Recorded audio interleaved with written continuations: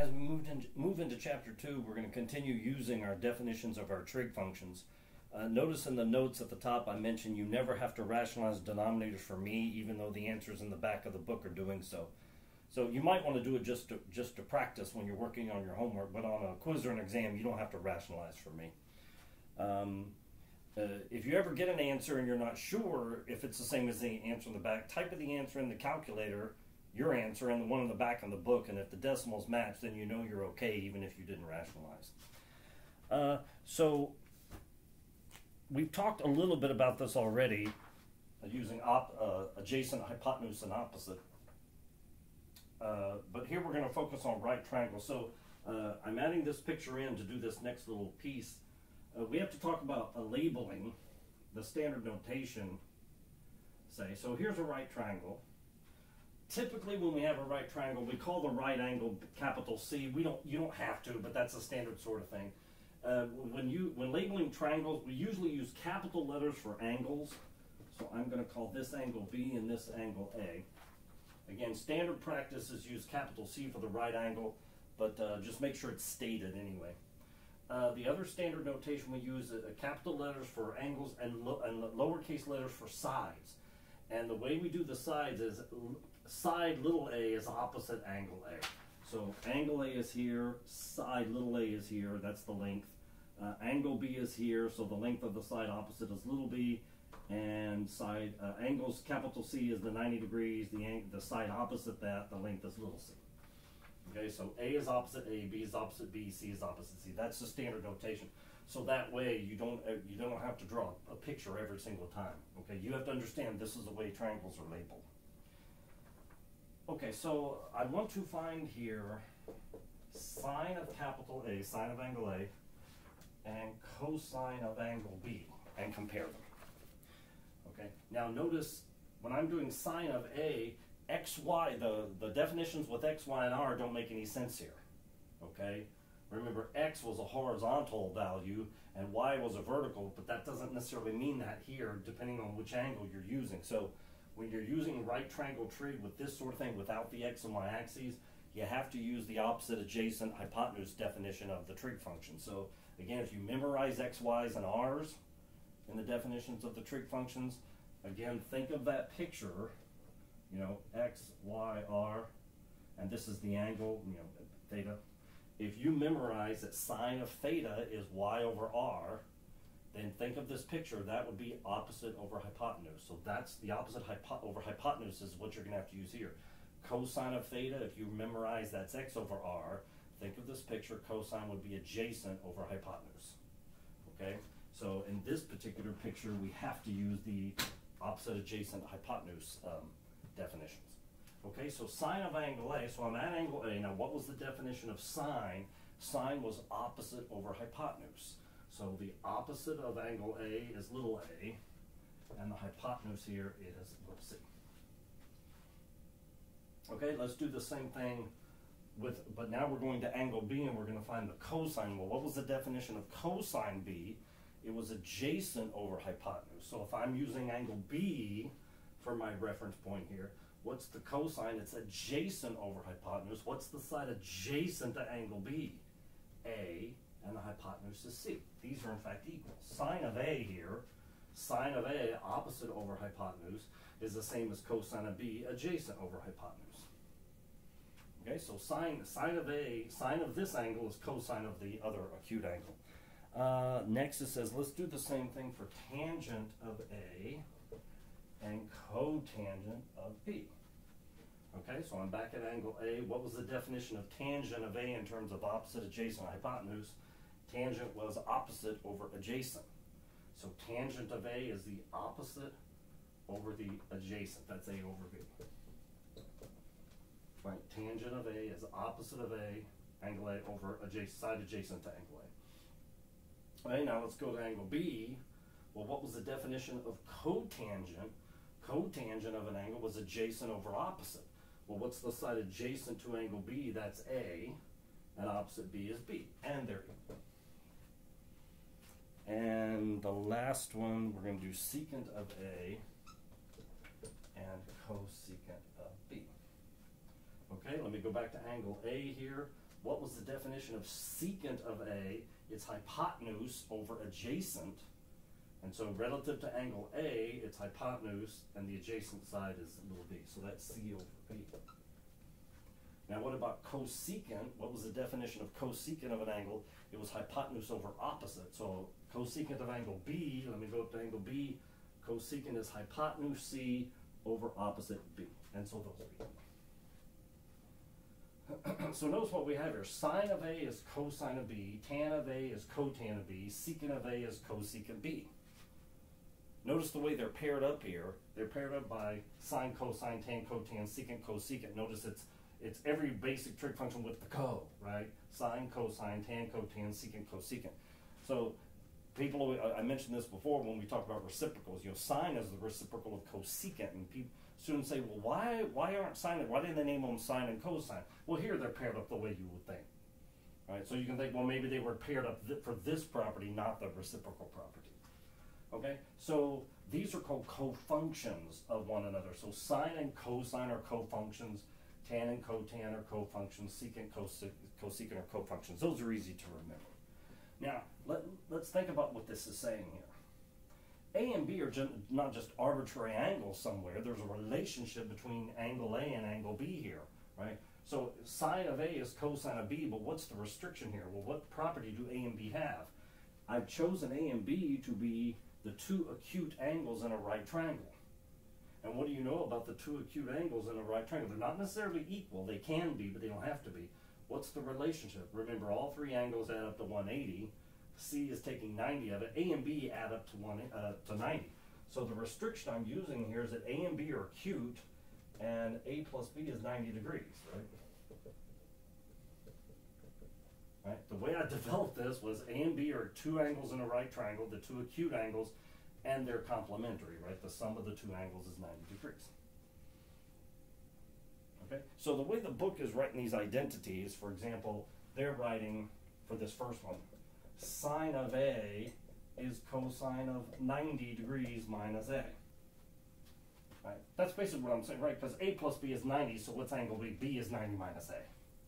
Right, my B is their 90 minus A. All right, so in the book and in the notes, you'll see I've written them this way. So tan of A is cotan of 90 minus A.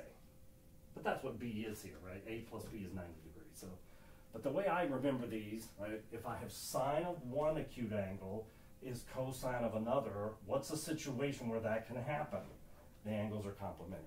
Now, they don't have to be. In general, you can have sine of one angle as cosine of another, and the angles aren't complementary. There is a relationship between them. You know, they don't have to be complementary, but I'm assuming A and B are both acute here, right? If A and B aren't both acute, they're, you know, they have, relationships, but you can have sine of A is cosine of any angle that's coterminal with B, right? If B is 20 degrees, right? Suppose B were 20 degrees and A were 70 degrees, right?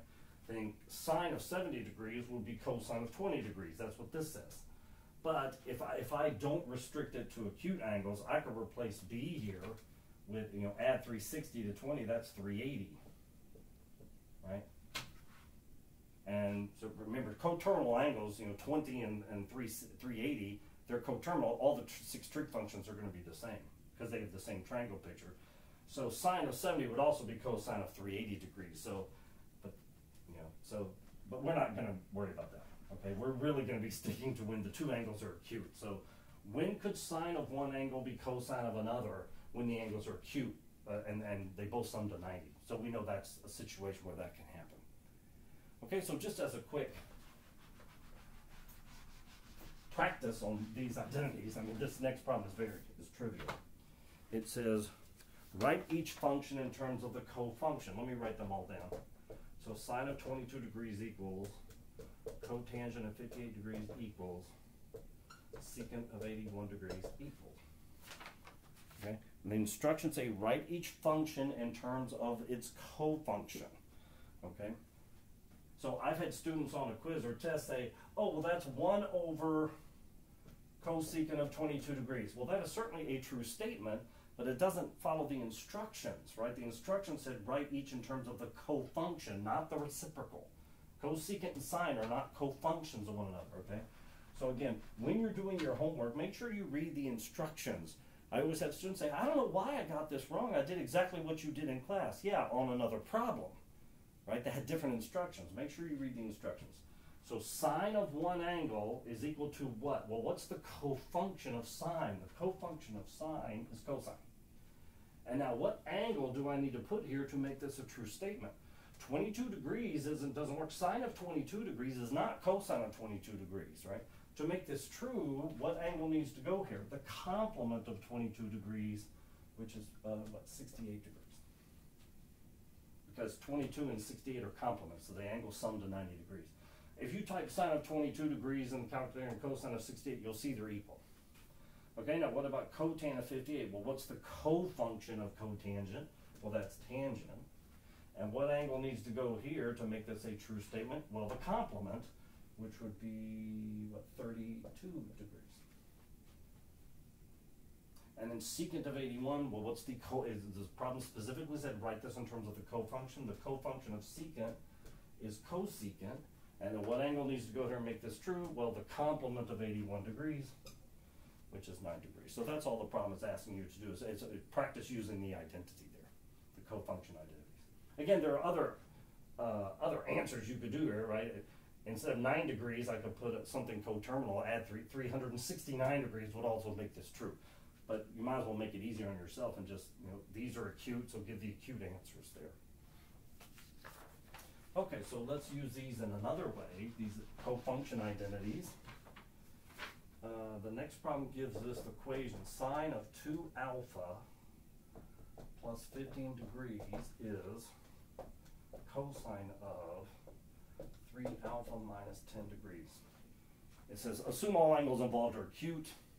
Find one solution to the equation, okay? It just says find one solution. Again, there's an infinite number of solutions here, but they're trying to make it easy. Let's just find one. Now, this is a trig equation. Remember in the last section we talked about trig equations. What makes an equation a trig equation? You have a trig function involved. We have 2 of them here actually. And the variable is in the angle, right? In fact, it's in both of the angles. So this is a trig equation. And I mentioned in the last section, how do we solve trig equations? We want to work them down to trig function equals trig function, or trig function equals a number. Okay? And notice we have sine of an angle is cosine of an angle. It's already trig function equals trig function. Now when we did these in the last section, every single one of the examples, that we did and in the book, when you work down to trig function equals trig function, they turned out to be the same trig function. And so, for example, we got tan of something was tan of something. And then what did we do? Well, when is tan of something, one place where that can happen is when the angles are the same. Tan of 5 degrees is tan of 5 degrees. So we set the angles equal to each other. That's when the trig functions turn out to be the same. Here, the trig functions aren't the same, right? We have sine of something is cosine of something. If this had been sine and sine, I would set the 2 angles equal to each other and solve.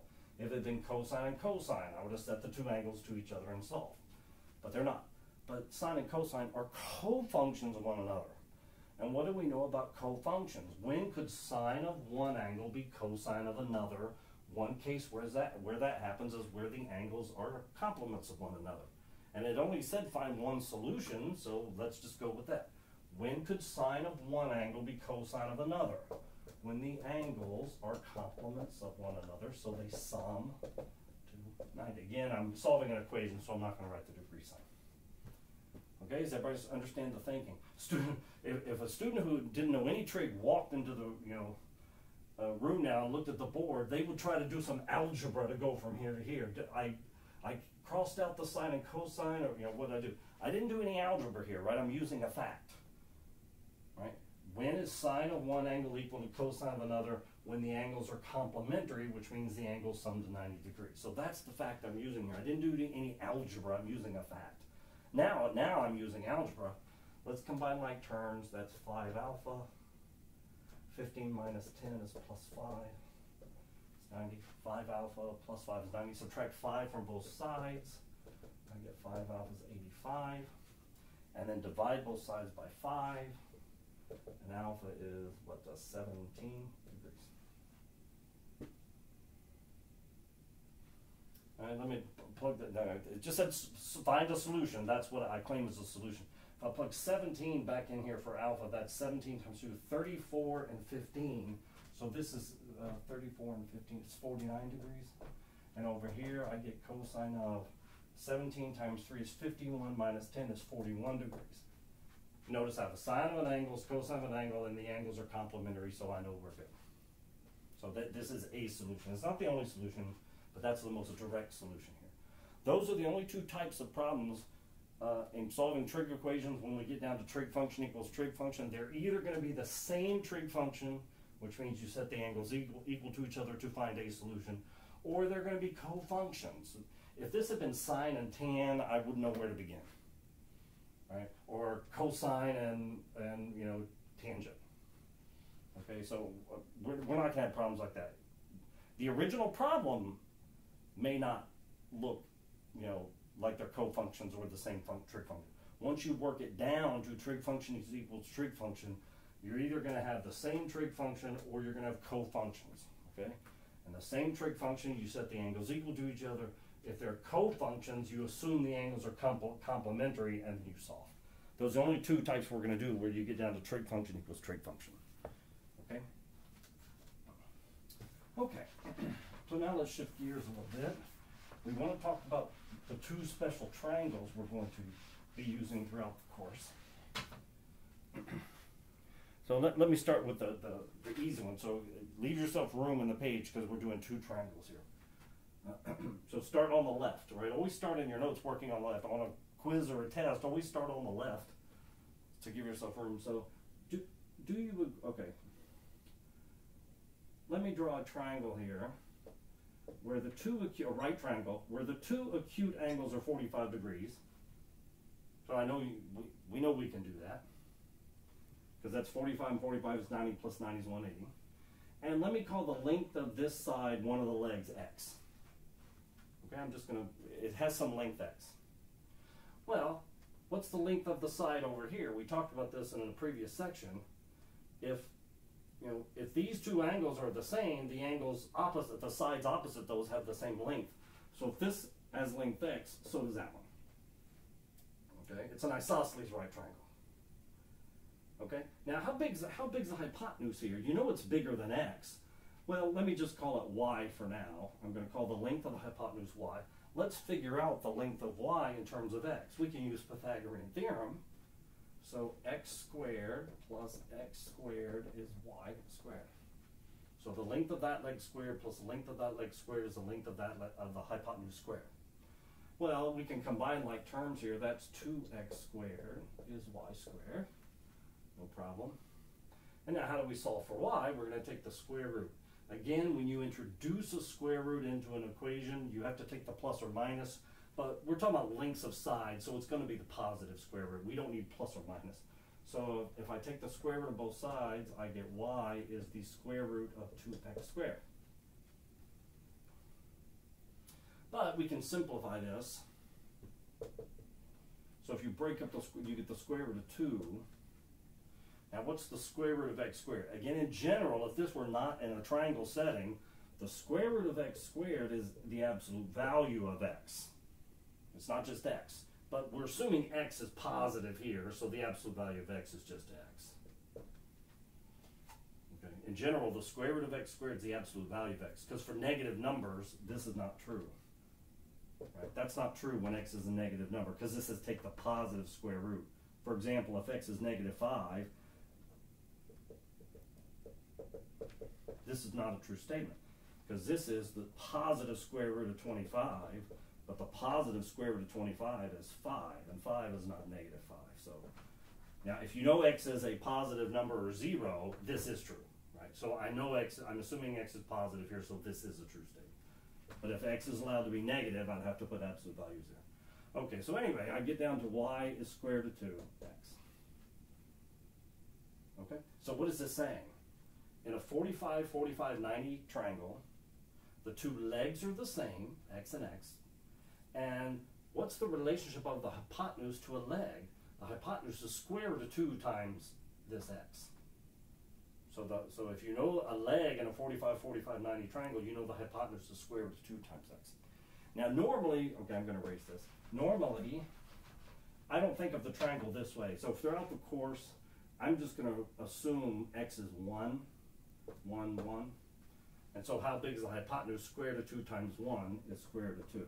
Now, I'm not saying every 45, 45, 90 triangle has sides of length 1, 1, and square root of 2. But how do you interpret this? You interpret it like this.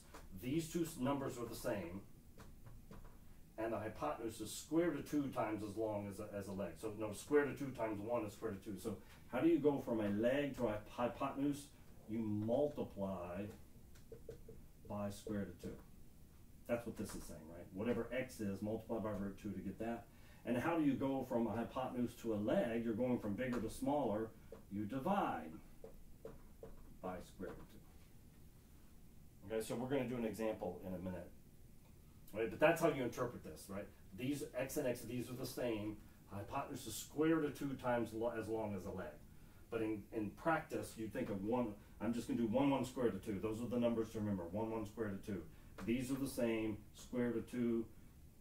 The leg times square root of 2 gives the hypotenuse. The hypotenuse divided by square root of 2 gives you one of the legs. Okay, so that's one special triangle, the 45, 45, 90. Now let's derive the second one. Okay, I think you will agree, I can draw an equilateral triangle with sides of length 2x, whatever x is. Right? Right? All three sides have to be the same in a equilateral triangle, and so I'm just going to assume they're 2x each. Well, how big are each of the angles? Well, remember the sum of the angles in any triangle is 180 degrees. If all three sides are the same, all three angles are the same. Remember, equiangular, which means they all have to be 60 degrees. So that's where I'm starting. Okay? So just like here, it's clear you can draw a triangle with, 45, 45 with the two legs the same.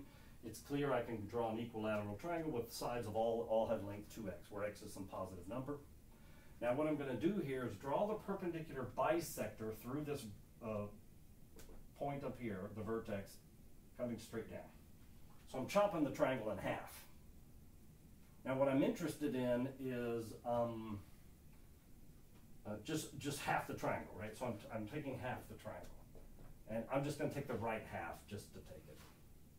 Again, this is not to scale. Okay, so notice I have a right angle here. I still have the 60 degrees here. And what is this angle right here? I've taken the perpendicular bisector. It also bisects the angle. So this angle is now 30 degrees. Now, how big are the sides? Well, this length here is still 2x. I didn't do anything to this. That's still 2x. But how big is what's the length of the side at the bottom here? The entire side was 2x, but I've chopped it in half, so now that's x. Okay, so now let's do the same thing we did before. Let's use Pythagorean theorem to find the other side. Again, I'll just call it y to call it something.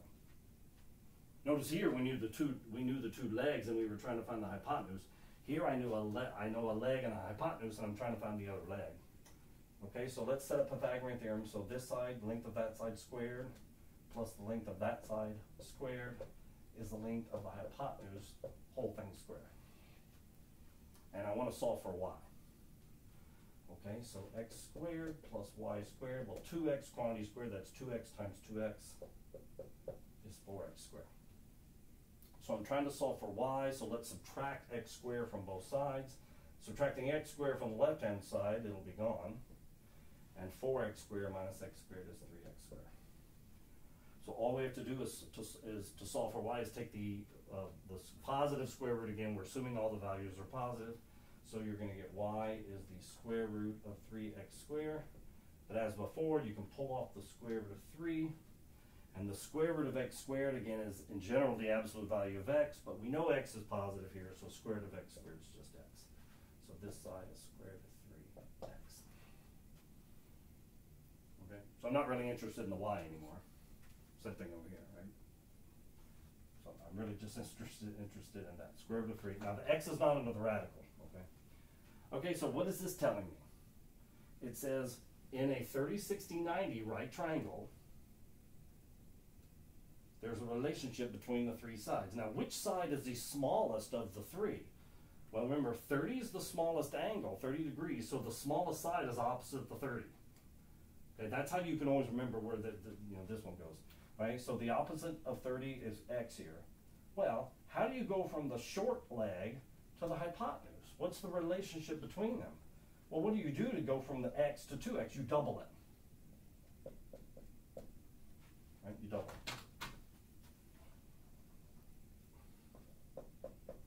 Right, that's what this tells you, right? The coefficient here is 2. So to go from the short side of a 36-90 triangle to the hypotenuse, you double it. Well, how would you go from the hypotenuse to the short side, right? You take half. Take half of the hypotenuse to go to the short leg. Now, how do you go from the short leg to the long leg? You multiply by square root of 3, because square root of 3 times x is square root of 3x, right? 2 times x is 2x, that's why you double. And how do you go from the long leg to the short leg? You divide by square root of 3. So I'm using the coefficients here to tell me what to do. Same thing here, right? That's all you have to remember. So on the 45, 45, 90, to go from the leg to the hypotenuse, you're going from smaller to bigger, so you multiply by root 2. To go bigger to smaller, you divide by root 2. To go from the short leg to the hypotenuse, you multiply by 2. To go from the hypotenuse to the short leg, you divide by 2. To go from the short leg to the long leg, you multiply by root 3. You're going from smaller to bigger, so you're multiplying by root 3. To go from the long leg to the short leg, you're getting smaller, so you divide by root 3. Notice I purposely am not trying to go from here to here, because there's a root 3 and a 2, and you have to figure out, do you divide by one and multiply by the other? I get confused. So I always go from hypotenuse to short, or short hypotenuse. Short to long leg to short leg. If I need to go from here to here, I always go through the short one, because then it's only one number at a time. Okay, now like the 45, 45, 90 triangle, I don't think about in terms of x's, right? I really think of it when x is 1, just like I did before. All right, so here's the 60 degree, the 30 degree. Notice when x is 1, what's the hypotenuse? 2, and the other side is root 3. These are the three numbers I remember. 1, 2 squared to 3. But it's still the same relationship, right? How do you go from short leg to long? You double. Long leg, hypotenuse. Short leg to hypotenuse, you double. Hypotenuse to short leg, you divide by 2. Short leg to long leg, you multiply by root 3. And long leg to short leg, you divide by root 3. Right? So the number you're working, the side you're working with, the short side to the hypotenuse, you're using 2 to go back and forth. Short leg to long leg, you're using root 3. Right? Okay? So that's what you should remember. So the 40, 45, 45, 90 triangle, 1, 1 square to 2. 30, 60, 90 triangle, 1, 2 square to 3. Okay, so let's use these in the next few problems here. This is a short section.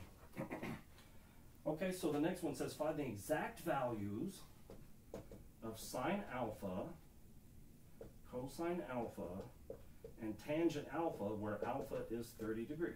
Okay, so remember there were 4 types of problems where they give you information and they say find trig function values.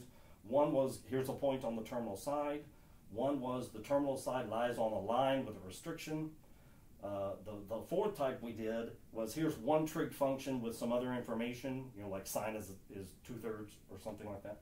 And then the other one was here's an angle, right? Here's an angle. So the only angles we did before were the quadrantals, right? Here's an angle, find the trig function. Those are the only ones we've done so far. But here they're giving you one that's not a quadrantal. Let me draw a picture, as I always do. 30 degrees, the initial side's here, standard position. 30 degrees is in the first quadrant. Again, this is not to scale, but this is 30 degrees right here. Now to do sine, cosine, tangent, I need sides, right? But this is one of my special triangles, okay? This is my 30 and 90, that's 60 if you need it. So it's a special triangle. What are the 3 numbers that go on the special triangle 30, 60, 90? It's 1, 2, and square root of 3. If you can just remember the 3 numbers, you can figure out where they go. Okay? Of the 3 numbers, 1, 2, square root of 3, which one's the largest? 2 is the largest. So where does 2 have to go in my picture? Has to go on the hypotenuse. Okay? That's what you do, right? Don't, You know, I don't memorize, you know, because you change the orientation of the triangle, the numbers may be in a different place. But 2 is the largest of the 3, so it has to go on the hypotenuse. Now, of the 3 numbers, 2 remaining numbers, which one's the smaller of the 2? 1 is less than root 3. Okay, root 3 is like 1.7 something. Right? 1 is the smaller of the remaining 2 numbers. Where does it go? It has to go opposite the smallest angle. Right? The 1 is opposite 30, which leaves square root of 3 for the other side. I always say which number's the largest, hypotenuse, which number's smallest goes opposite the smallest angle. Okay, so that now I've got the 3 numbers on the side of the triangle. This is my special triangle 30, 60, 90. Now you can answer the question, right? Once you have your triangle picture, it's plugging and chugging. Sine, now you can use x, y, and r or opposite hypotenuse adjacent if you want. Sine is y over r or opposite over hypotenuse. Sine of 30 degrees is a half. Cosine is x over r or adjacent over hypotenuse. That's square root of 3 over 2. And tangent is opposite over adjacent or y over x. That's 1 over the square root of 3. Again, you don't have to rationalize for me. In the back of the book, they're going to rationalize by multiplying by root 3 over root 3 to give you root 3 over 3. That's the answer they would have in the back of the book. I'm perfectly happy with 1 over root 3. Okay? And again, you could do all 6 trig functions once you have the picture. Okay? So again, I mean, some people who teach trig want you to memorize all these for the special triangles. I just draw the triangle. You don't have to memorize for me. Okay, the next one says do the same thing for beta is 45 degrees, and they want cosine of beta, cosecant of beta, and cotan of beta. Okay? So we want the trig values for 3 of them for 45 degrees. Well, let's draw a picture. Initial side, positive x-axis, standard position. 45 degrees is in the first quadrant. That's 45 degrees. Okay. Always make your triangles with a vertical line when you're drawing them. Okay, so I know the other angle is 45 degrees as well.